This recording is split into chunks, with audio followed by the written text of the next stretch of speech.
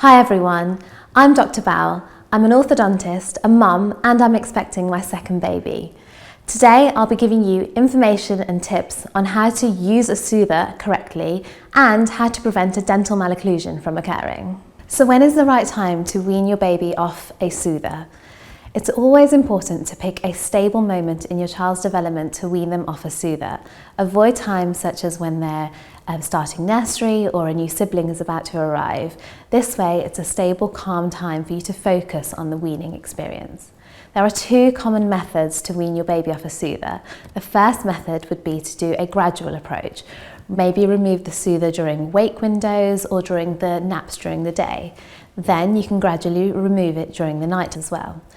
The other approach is to go cold turkey, where you remove the soother completely. You may want to do this after a few days of gradual weaning off the soother. What's important is that you replace the soother with another form of comfort. For example, cuddling your baby, providing them with a comforter, and also don't give up. Always stay calm and stay true to what you are trying to achieve. When weaning your child off a soother, it's important to create a positive environment. You could introduce the idea of a weaning fairy or a soother fairy, a dummy fairy, somebody that's taking away the soother. Another important way to wean your baby off a soother is to use positive reinforcement, using things such as sticker charts or rewarding your baby. These positive reinforcements will create a positive experience for your baby rather than just taking the soother away and making it some form of punishment. If your child is slightly older, you may want to involve them in the weaning process. You can ask them, when would you like to give up your soother? Is there a time that will be nice for you to say, okay, I'm done with the soother, and you make it a joint decision. That way they feel in control of the process that's about to occur. Give them ideas of how would you like to give up your soother, and that way again they're in control of that situation. The correct time to wean your baby off a soother is before the age of 12 months.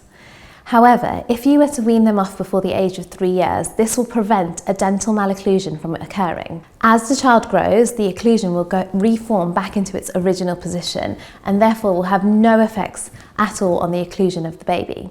However, if you were to leave your baby with a soother until the age of 5, this can cause complex malocclusions such as a posterior crossbite, an anterior open bite, and lead to complex orthodontics in the long term.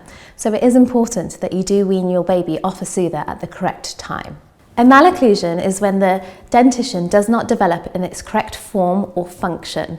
This can cause problems such as with speech, it can cause problems with talking, and it can cause problems from an aesthetic point of view as well. This often needs to be addressed by an orthodontist at the correct time for your child. The prolonged use of a soother can lead to delays in speech development and lead to dental malocclusions. The soother past the age of 5 years old will affect the permanent dentition. So this is the dentition that your child will have forever. It can lead to things such as an anterior open bite, which is when your front teeth do not meet, and it can also lead to things such as a posterior crossbite. All in all, this can all affect the speech and the function and form of the teeth. So it can cause a lot of problems. This can be corrected orthodontically. However, if we can prevent this, it will lead to less complex orthodontics occurring for your child.